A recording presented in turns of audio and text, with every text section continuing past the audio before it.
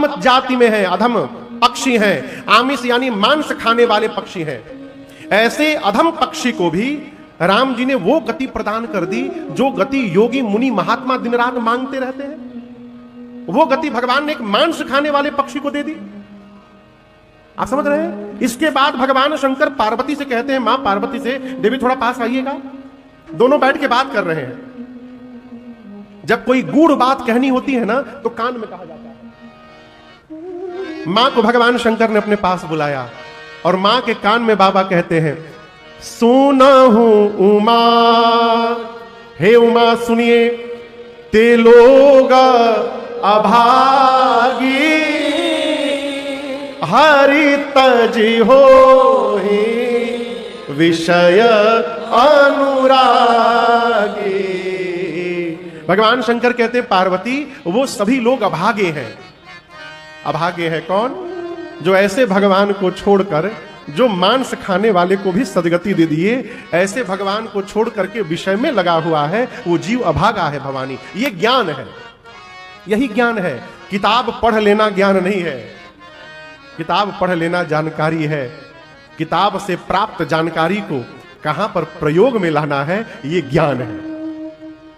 क्या हमारे साथ रहेगा और क्या हमारे साथ जाएगा, इस बात को जानना ज्ञान नहीं है, इसको जान करके मान लेना ज्ञान है। आप समझिए, दोनों में बड़ा अंतर है। अच्छा आप बताओ, एक दिन मरना है, किसको नहीं मालूम?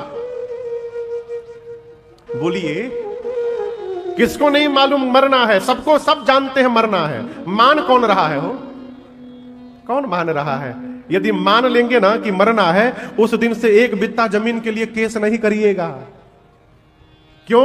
ये ज्ञान है कि ये सत्ता, ये संपत्ति न बाबा के साथ गई, न बाबूजी के साथ गई, और न मेरे साथ जाने वाली है। ये मानते सब है, जानता सब है, मानता कोई नहीं। ये मान लेना ज्ञान है।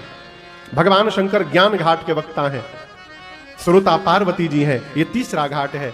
शंकर जी कहते हैं, देवी अब मैं आपको वो कथा सुनाने जा रहा हूं जो नीलगिरी पर्वत पर श्री काकभुशुंडी जी ने श्री गरुड़ जी महाराज को सुनाई। चौथा घाट इसी हिमालय पर है, नीलगिरी पर्वत।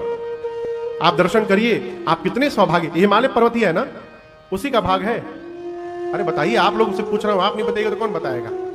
हिमालय का ही भाग है ना। आप कितने सौभाग्यशाली हैं। मानस के 4 वक्ताओं में से 2 वक्ता इसी हिमालय पर बैठे हैं। कैलाश पर भगवान शंकर और नीलगिरी पर्वत पर काकभुशुंडी जी महाराज। चौथे घाट पर कथावाचक है श्री काकभुशुंडी जी। कौआ है, कौआ। आप दर्शन करिए, कौआ कथावाचक बना हुआ है। और श्रोता कौन है? तो मूल रूप से पक्षियों के राजा गरुड़ जी महाराज।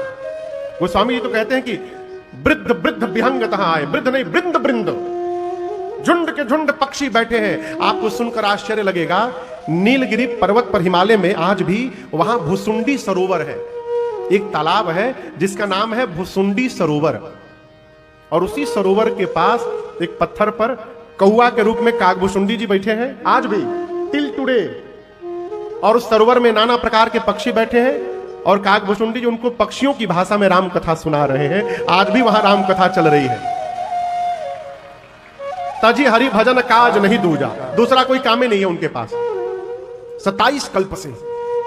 और आपको सुनकर आश्चर्य लगेगा, काकभुशुंडी जी को वरदान मिला है कि वो जिस रूप में चाहे शरीर बदल सकते हैं, किसी भी शरीर को धारण कर सकते हैं। लेकिन 27 कल्प से वो कौआ के ही रूप में बैठे हुए हैं। गरुड़ जी ने उनसे पूछा कि काकभुशुंडी जी, आपको तो वरदान मिला है, आप कोई भी रूप धारण कर सकते हैं, तो आप ये कौआ बनकर के क्यों बैठे हैं? कौआ का शरीर अच्छा शरीर नहीं है। आपके घर के दरवाजे पर तोता आ जाए ना तो आप उसको दाना देंगे, और कौआ आके बैठ जाए तो आप डंडा लेके दौड़ेंगे मारने के लिए।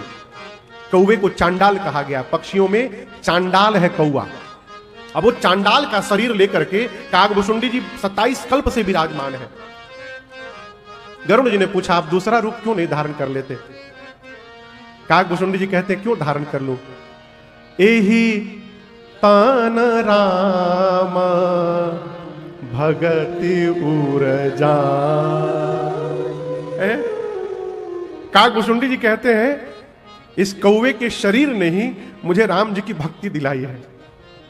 और आप दर्शन करिए, जिसके कारण आपको भगवान की भक्ति प्राप्त हो जाए, आपके लिए उससे सुंदर और उससे प्रिय दूसरा कुछ नहीं हो सकता है। काकभुसुंडी जी बोले, इसीलिए मैं कौवा बन के बैठा हूं।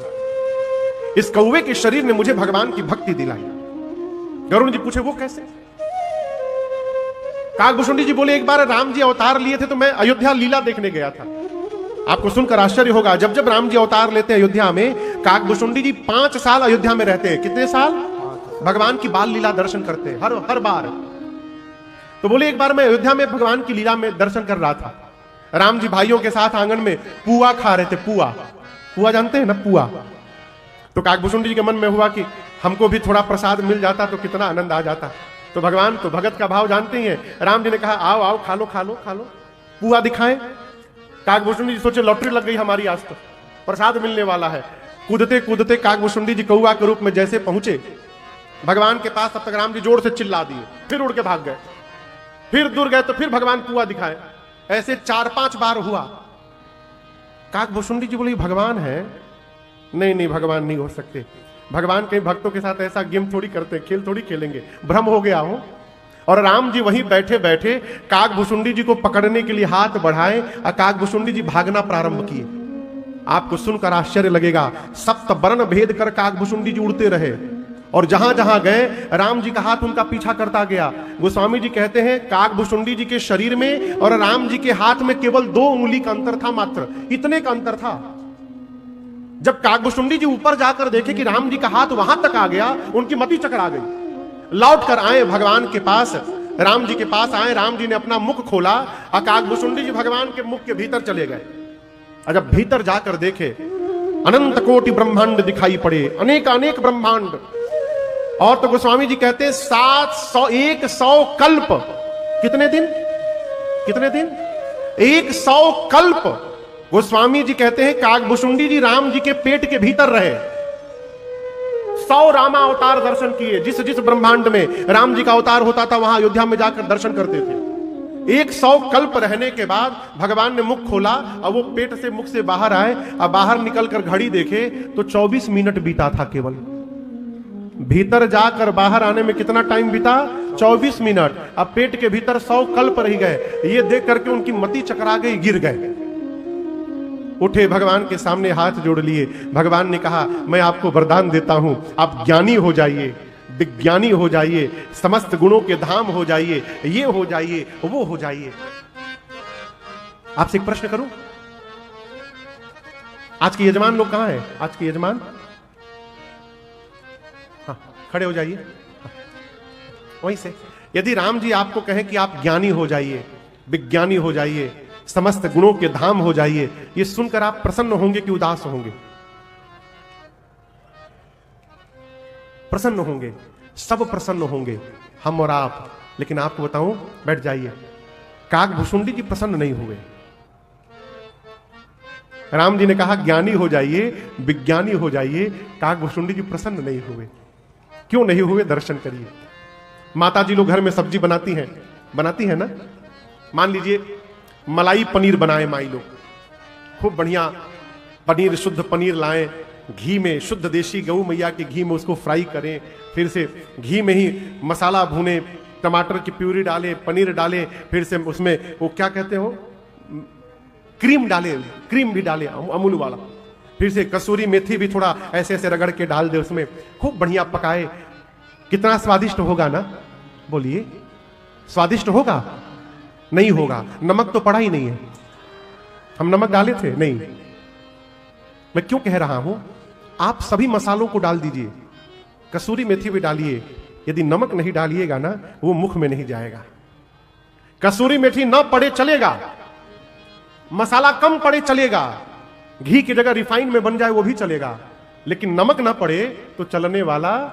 उसी प्रकार जैसे नमक के बिना व्यंजन व्यर्थ है, उसी प्रकार भगवान की भक्ति के बिना ये ज्ञान विज्ञान सब व्यर्थ है। काकभुसुंडी जी देखे कि राम जी सब दे दिए, ज्ञान दे दिए, विज्ञान दे दिए, गुण दे दिए, परंतु भगति आपनी देना न कही, प्रभु कह देन सकल सुख सही भक्ति आपनी, और बिना भक्ति के ये ज्ञान विज्ञान सब बेकार है। जब राम जी पूछे क्या बात है, काकभुशुंडी जी बोले प्रभु आपने सब कुछ दिया, अपनी भक्ति नहीं दी नाथ आपने, अब बिना भक्ति के सब व्यर्थ है मेरे लिए। तब राम जी ने उनको अपनी भक्ति प्रदान की। काकभुशुंडी जी कहते हैं इस कौवे के शरीर ने मुझे भक्ति प्रदान की है राम जी की, इसलिए मेरे लिए इस शरीर से सुंदर दूसरा कोई शरीर नहीं हो सकता, ये मेरा सबसे प्रिय शरीर है। तो वो काकभुशुंडी जी नीलगिरी पर्वत पर कथावाचक है, चौथे घाट पर श्रोता गरुण जी महाराज है। इस घाट का नाम है भक्ति घाट। जीवन में भक्ति का क्या महत्व है ये काकभुशुंडी जी ने बताया। ये मानस के 4 घाट हैं।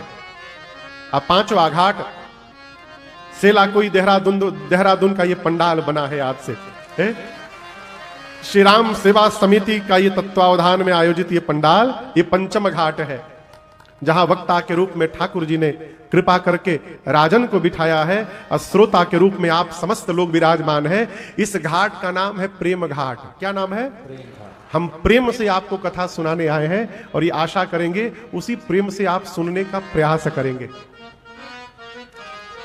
और सभी वक्ताओं ने, सभी घाट पर वक्ताओं ने कथा सुनाने के पहले कथा की महिमा गाई। मैंने अपने पूज्य महाराज श्री के श्रीमुख से जो महिमा सुनी, मैं आपको श्रवण कर मिट जाती है। किसे श्रवण करके? किसे सुन करके? ये कथा श्रवण कर मिट जाती है, 100 जन्म जन्म की व्यथा हो। जय जय राम कथा, जय श्री राम कथा, जय जय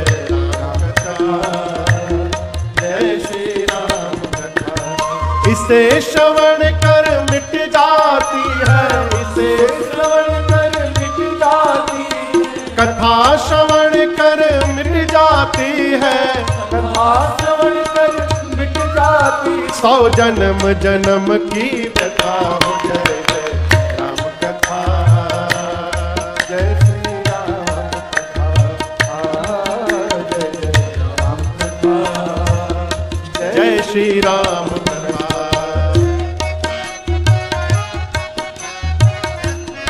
सबसे पहले गोस्वामी जी महिमा गाए। राम कथा कलिका मद गाए, सुजन सजीवनी मूरि सुहाए। राम कथा कलिका मद गाए, सुजन सजीवनी मूरि सुहाए।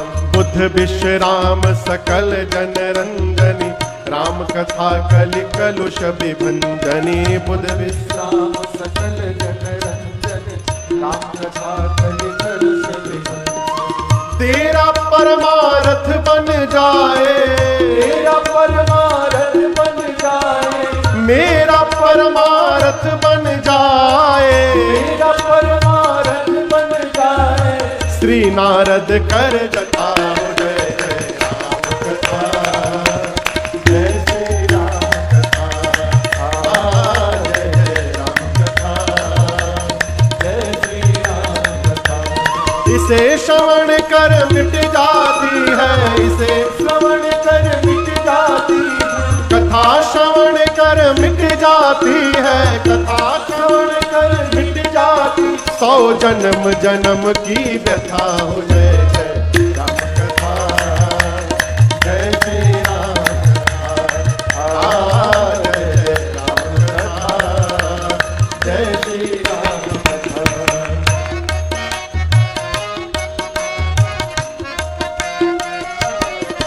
याज्ञवल्क्य ऋषि महिमा गाएं। महामोह महिषेश विशाला, राम कथा कालिका कराला। महामोह महिषेश विशाला, राम कथा कालिका कराला। राम कथा शशि किरण समाना, संत चकोर करहि जेहि पाना।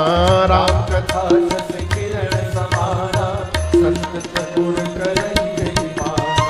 पीकर तू भी अमर हो जाए, पीकर तू भी अमर हो जाए, गाकर तू भी अमर हो जाए, गाकर तू भी अमर हो जाए। श्री हनुमंत यथा। जय जय राम कथा, जय श्री राम कथा, जय